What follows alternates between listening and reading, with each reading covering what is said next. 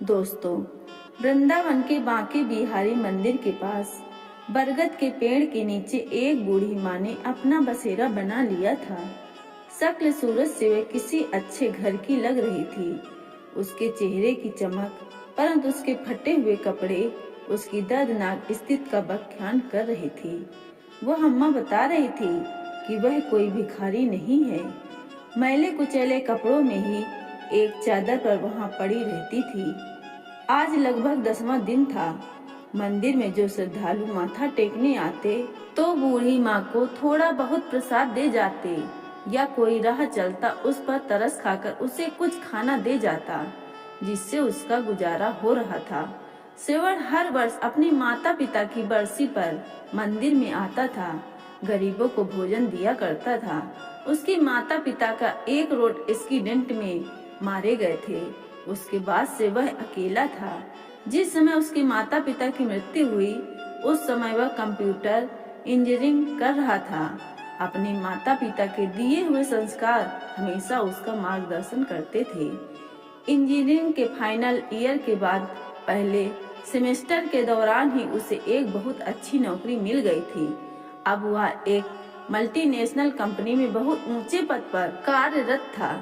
शनिवार और रविवार को अपने दोस्तों के साथ घूमने में बिता देता था, परंतु आज उसके माता पिता की बरसी थी, इसलिए वह आज मंदिर में गरीबों को भोजन करवाने आया था। सभी गरीबों को खाना देने के बाद उसकी नजर पेड़ के नीचे बैठी सवड़ को बूढ़ी अम्मा के चेहरे पर एक अजीब सा आकर्षण और स्नेह नजर आया। शायद वो हर बूढ़ी औरत में अपनी माँ और दादी को ही ढूंढता था। वह बड़े स्नेह से उस बूढ़ी अम्मा को देखने लगा। फिर अम्मा के पास जाकर बोला, अम्मा खाना खाओगी?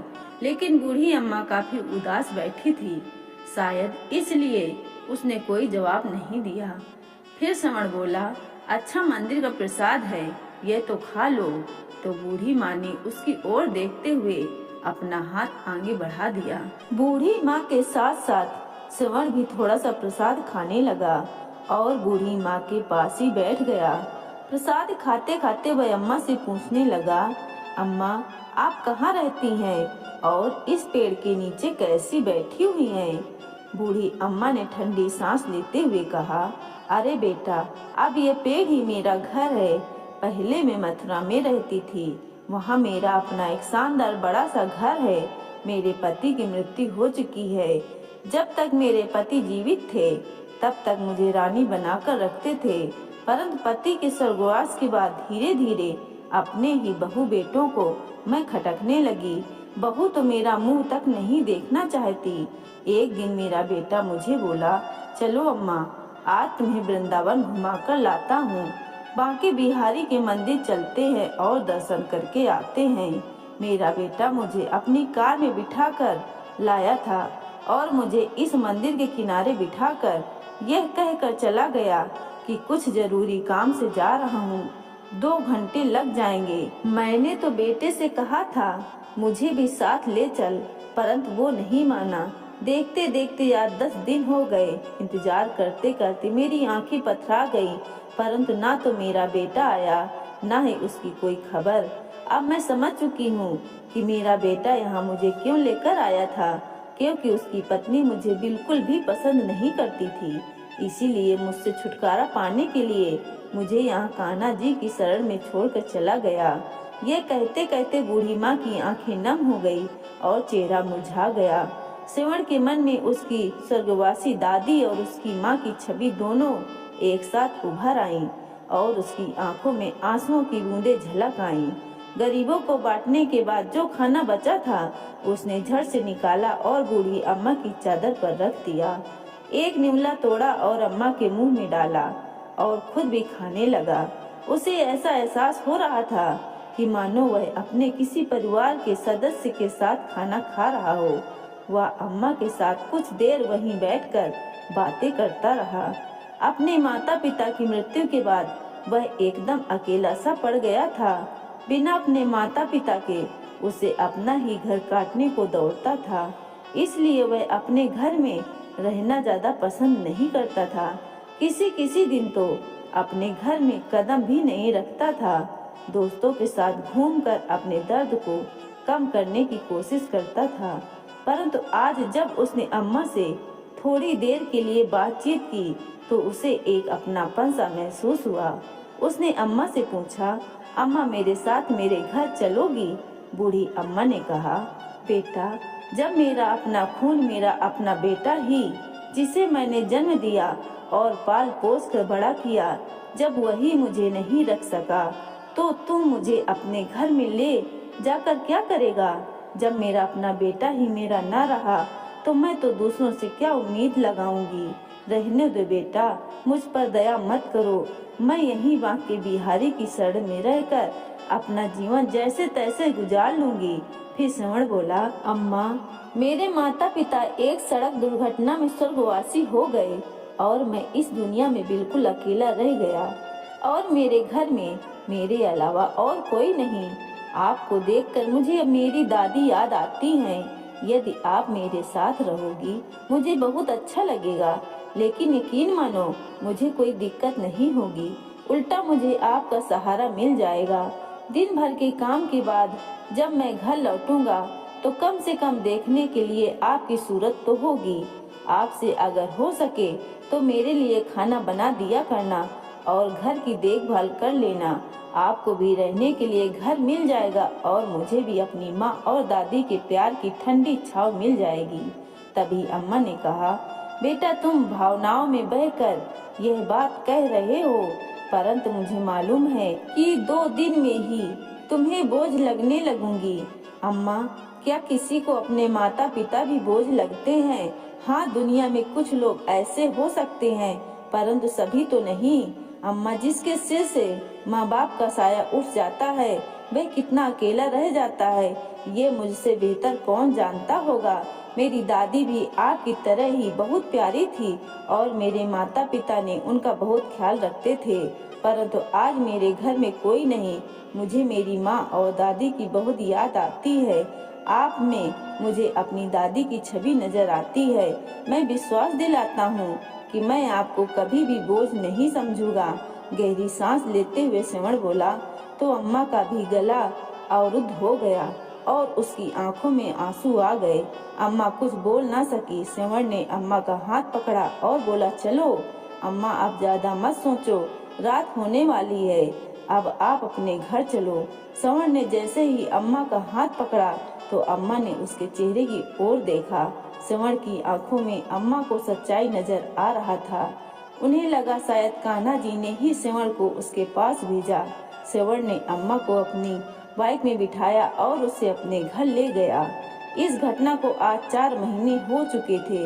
श्रवण अब नियमित समय पर घर लौट कर आता था और अम्मा उसके लिए खाना बनाकर उसके आने की प्रतीक्षा करती थी। जब वह थक हार सोता था तो उसके सिर पर स्नेह भरा हाथ रखती थी। सुबह सुबह श्रवण के उठने से पहले ही अम्मा कान्हा की पूजा कर लिया करती थी और श्रवण का नाश्ता बना कर रख देती। अब अम्मा को अपना घर मिल गया था और श्रवण को अपनी दादी और माँ का सच्चा प्यार, दोनों एक दूसरे का साथ पाकर बहुत खुश थे। उस रात श्रवण काफी देर से सोया और अगले दिन जब सुबह ऑफिस जाने का समय हुआ तब तक उसकी नींद पूरी नहीं हुई।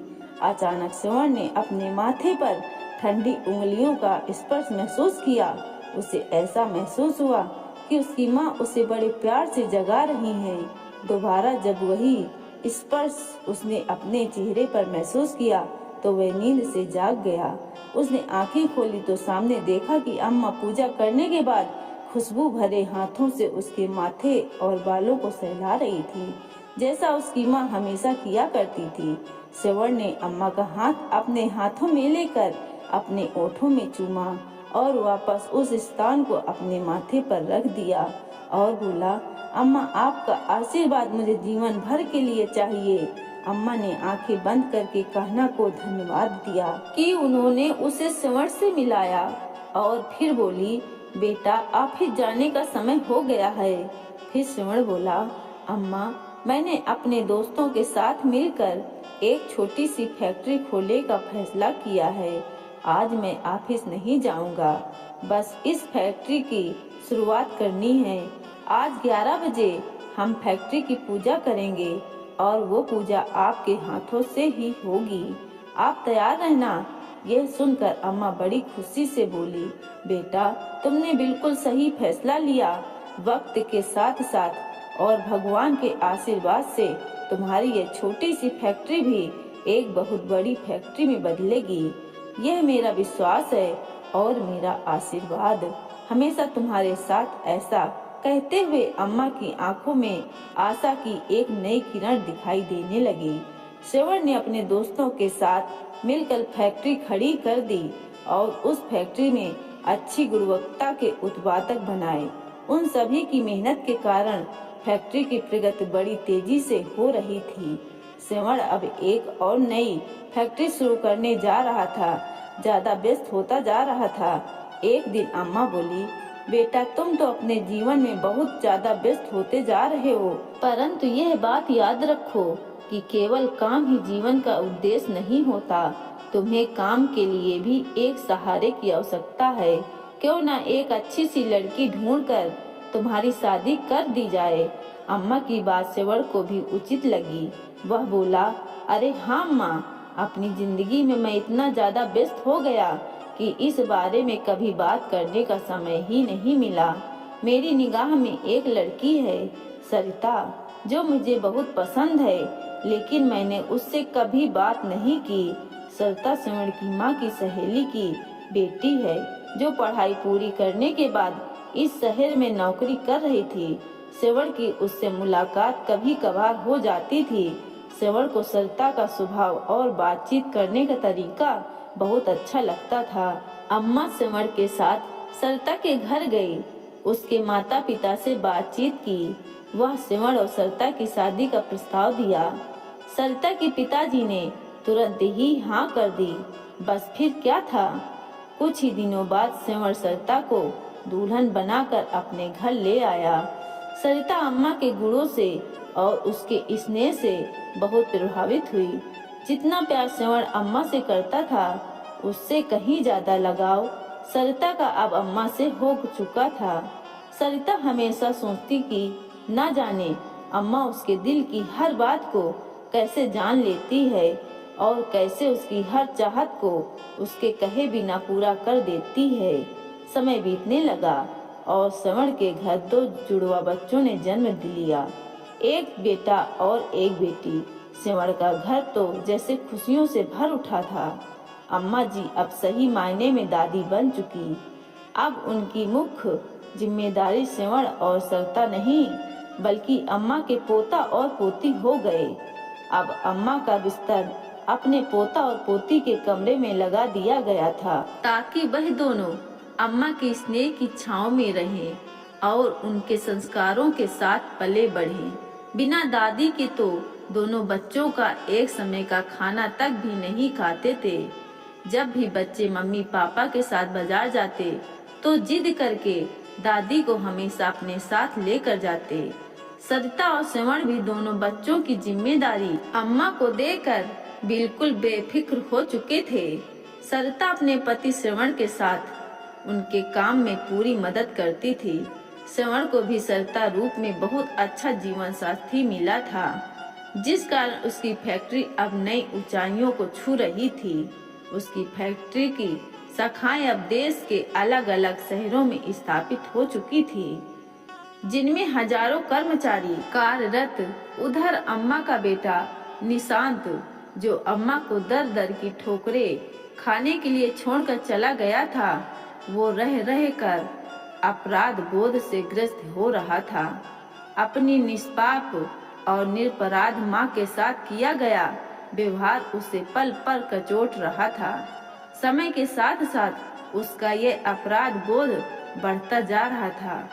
अपने घर के झगड़ों से दुखी होकर और अपनी पत्नी के साथ सुखी जीवन जीने की चाह में उसने अपनी माँ का त्याग कर दिया था, परंतु उस दिन के बाद से उसका अंतर्मन धिक्कार रहा था, जिसे वह किसी से भी साझा नहीं कर पा रहा था। अब उसके घर में केवल उसकी पत्नी का ही एक छत्र राज था। अब वह अपनी मर्जी के अनुसार खर्च करती थी और दुकान में से मन मर्जी का पैसा निकालती थी। परंतु व्यवसाय में लगातार पैसा निकालने के कारण उसका जमा जमाया व्यवसाय, जो कि उसके पिता के द्वारा खड़ा किया गया था, घाटे में जाने लगा था। अंत में उन्हें दुकान बंद करनी पड़ी। दुकान बंद करने के बाद कुछ दिन बड़ी कठिनाई में दिन गुजरे। अब निशांत और उसकी पत्नी को आटे दाल का भाव मालूम पड़ने लगा था। फिर फिलजू खर्चे तो दूर की बात, अब उनके पास घर खर्च और बच्चों की आवश्यकता ही पूरी करने के लिए भी पैसा नहीं था। निशांत का एक मित्र जो एक बड़ी कंपनी में कार्यरत था, उसने अपनी सिफारिश पर उसकी नौकरी अपनी ही कंपनी में लगवा दी और इस तरह निशांत के जीवन की गाड़ी थोड़ी थोड़ी चढ़ने लगी। निशांत तब कंपनी में बहुत मन लगाकर काम कर रहा था, जिस कारण उसे फैक्ट्री में बहुत मान सम्मान मिलने लगा। अब वो फैक्ट्री का एक महत्वपूर्ण कर्मचारी बन चुका था। निशांत की कंपनी में स्थापना दिवस पर वार्षिक महोत्सव मनाया जाता था। सभी कर्मचारियों को उसकी काबिलियत के आधार पर पुरस्कार वितरित किया जाता था। निशांत को भी अपनी मेहनत और योग्यता के आधार पर पुरस्कार दिया जाता था, जो कि उसकी कंपनी के मालिक के द्वारा दिया जाता था। नित्य तिथि पर पुरस्कार वितरण का समारोह शुरू हुआ और यह पहली बार था जब कंपनी का मालिक अपने सभी कर्मचारियों से रूबरू हो रहा। आज का दिन निशांत के लिए बहुत खास था। मैनेजिंग डायरेक्टर अपनी पत्नी, माँ और बच्चों के साथ समारोह में आए थे। जब समारोह शुरू हुआ और पुरस्कार वितरण के लिए कंपनी के डायरेक्टर साहब से अनुरोध किया गया, तो वे स्टेज पर आए और कहने लगे कि आज हमारी कंपनी के लिए एक बहुत बड़ा दिन है, परंतु आज हमारी कंपनी जिस स्थिति में है वह केवल और केवल हमारी अम्मा जी के आशीर्वाद से ही है। यदि अम्मा जी की प्रेरणा न होती तो न तो आज ये कंपनी होती और न ही मैं इस पद पर होता। इसलिए पुरस्कार वितरण करने के लिए मैं अम्मा जी को बुलाना चाहता हूँ। अम्मा जी, कृपा आप स्टेज पर आइए और अपने हाथों से सभी योग्य कर्मचारियों को पुरस्कार वितरण कीजिए। श्रवण के बुलाने पर अम्मा स्टेज पर पहुंची और उनकी आंखों से आंसू की धारा बह निकली। कर्मचारी के नाम अनाउंस किए गए और अम्मा उन्हें एकाएक करके पुरस्कार देती रही। तभी एक नाम का अनाउंसमेंट हुआ, जिसे सुनकर अम्मा जी के चेहरे पर न जाने कितने भाव एक साथ आ गए। निशांत मिश्रा सामने से आने वाला व्यक्ति भी कुछ जाना पहचाना लग रहा था। अम्मा ने ध्यान से देखा तो सचमुच उसका बेटा ही था। निशांत मिश्रा, जो उन्हें तीर्थ यात्रा का झांसा देकर बड़ी ही बेदर्दी से छोड़ गया था, जिसे उसके बाद अपनी माँ का ख्याल नहीं आया था। अम्मा सोचने लगी कि अब तक तो शायद मैं तड़प तड़प कर मर गई होती यदि मेरा बेटा श्रवण मुझे न ले जाता। प्यार और नफरत के भाव एक साथ अम्मा के चेहरे पर उभर आए। अम्मा को ऐसा महसूस हुआ कि जैसे दुनिया बड़ी तेजी से घूम रही है। बड़ी मुश्किल से उन्होंने खुद को संभाला और किसी अपरिचित की तरह निशांत को पुरस्कार थमा दिया और अपना मुंह दूसरी तरफ फेर लिया। निशांत ने ध्यान से देखा, देने वाली महिला कोई और नहीं, उसकी अपनी माँ थी। देखते ही देखते उसके पसीने छूटने लगे और वो अपनी माँ के पैरों में गिर पड़ा। उसे विश्वास नहीं हो रहा था कि उसकी माँ, जिसे उसने दर दर की ठोकरें खाने के लिए छोड़ दिया था, आज इतने बड़े साम्राज्य की मालकिन है। निशांत ने अपनी माँ से हाथ जोड़कर माफी मांगी और कहा, मेरे साथ चलोगी? अपने घर चलेंगे? कैसा घर, कैसी माँ? मेरा बेटा तो उसी दिन मर चुका था जिस दिन वह मुझे मंदिर के बाहर छोड़कर चला गया था। आज न मैं तुम्हारी माँ हूँ और न ही तुम मेरे बेटे। कहकर अम्मा जी पुरस्कार वितरण को बीच में ही छोड़कर अपनी कुर्सी पर जाकर बैठ गए। निशांत माफी मांगता रहा, लेकिन अम्मा ने उसकी तरफ देखा तक नहीं और श्रवण के साथ वापस घर चली गई। कभी निशांत अपनी माँ का बहुत लाडला हुआ करता था, लेकिन अपनी पत्नी के बहकावे में आकर वह अपनी माँ के साथ बहुत बुरा सलूक करने लगा था। उन बातों को अम्मा कभी नहीं भूल सकती। उधर निशांत को यकीन नहीं हो रहा था कि जिस कंपनी में वह काम करता था उस कंपनी की मालकिन दरअसल उसकी माँ थी। आज उस माँ के हाथों से उसे पुरस्कार मिला। उसका सर चकरा गया। माँ के द्वारा उसकी घोर अपेक्षा और पाप कर्मों के कारण उसके दिल में न जाने कितने ही घाव हो चुके थे। हर पल उसे अपनी माँ की याद सता रही थी। अपनी करतूत उसे झकझोर रही थी और नासूर बनकर उसे लगातार चोट पहुंचा रही थी। एक दिन रविवार को जब उसके ऑफिस की छुट्टी थी तो वह अपनी पत्नी नीता को लेकर स्कूटर पर राधा रानी के मंदिर दर्शन के लिए गया। जब वह राधा कृष्ण की मूर्ति के सामने हाथ जोड़कर खड़ा हुआ तो उसे ऐसा लगा जैसे भगवान कुटिल दृष्टि से उसके द्वारा किए गए घोर पाप के लिए उस पर हंस रहे थे। घबराकर उसने आंखें खोली। पूजा पाठ करके मंदिर से आते हुए अपराध बोध के कारण उसकी मानसिक स्थिति बिगड़ी हुई थी, जिस कारण सामने से आता हुआ ट्रक नजर नहीं आया और तेज धमाके के साथ स्कूटर ट्रक से टकरा गया। वह दोनों बड़ी बुरी तरह से घायल हो गए। निशांत की स्थिति गंभीर बनी हुई थी। उसके पैर की हड्डी टूट चुकी थी और उधर उसकी पत्नी नीता को पैरालिसिस हो चुका था। जब उसे होश आया तो वह दहाड़े मारकर रोने लगी। अब घर पर दोनों बच्चों की देखरेख के लिए कोई नहीं था। नीता के मायके से उसके भाई भाभी उसका पता करने के लिए आए, परंतु थोड़ी देर हाल चाल पूछकर वह दोनों चलते बने। निशांत के दोस्त ने सारी घटना की जानकारी कंपनी के मालिक श्रवण को दे दी। जब श्रवण फोन पर उससे बात कर रहा था तो अम्मा वहीं बैठकर उसके साथ चाय नाश्ता कर रही थी। निशांत मिश्रा का नाम सुनकर अम्मा चौंक उठी। उसने श्रवण से पूछा कि क्या हुआ, किस बारे में बात हो रही थी। तो श्रवण ने सारा हाल कह सुनाया कि उसकी कंपनी के एक कर्मचारी निशांत मिश्रा का एक्सीडेंट हो गया और वह गंभीर रूप से घायल है। यह सुनकर अम्मा रोने लगी। श्रवण ने जब अम्मा से उसके रोने का कारण पूछा तो अम्मा ने सारी बात कह सुनाई। तब श्रवण ने बोला, अम्मा, कर्मों का फल तो भोगना ही पड़ता है। उसने जैसे कर्म किए थे उसे फल तो मिलना ही था, लेकिन अम्मा का दिल तो अंदर ही अंदर अपने बच्चों के लिए तड़प रहा था।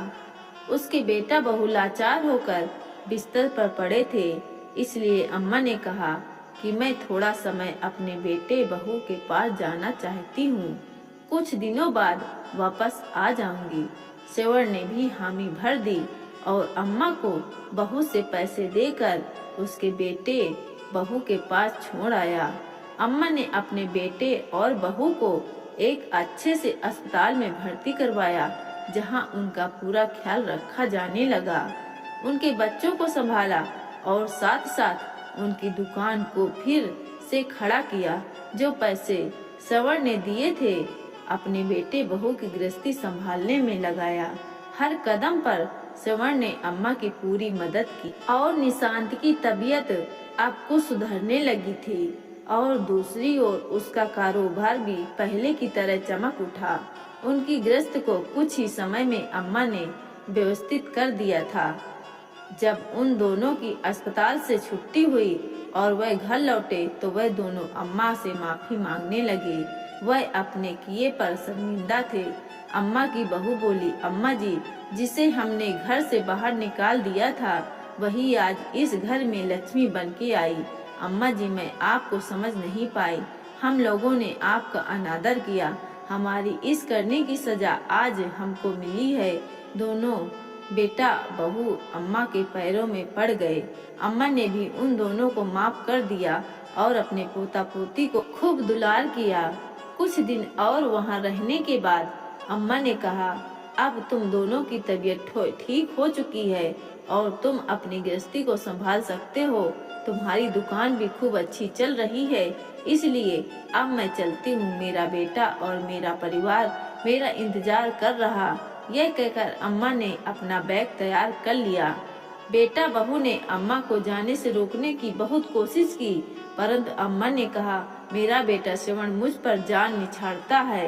अब वही मेरा बेटा है, इसलिए अब मुझे जाना ही होगा। बाहर श्रवण अम्मा को लेने के लिए पहले ही गाड़ी लेकर आ चुका था। उन दोनों ने बहुत मनाया, परंतु अम्मा नहीं रुकी और चल दी। दोस्तों, अगर वीडियो अच्छी लगी हो तो एक लाइक शेयर जरूर करें और हमारे चैनल को सब्सक्राइब कर लें। धन्यवाद।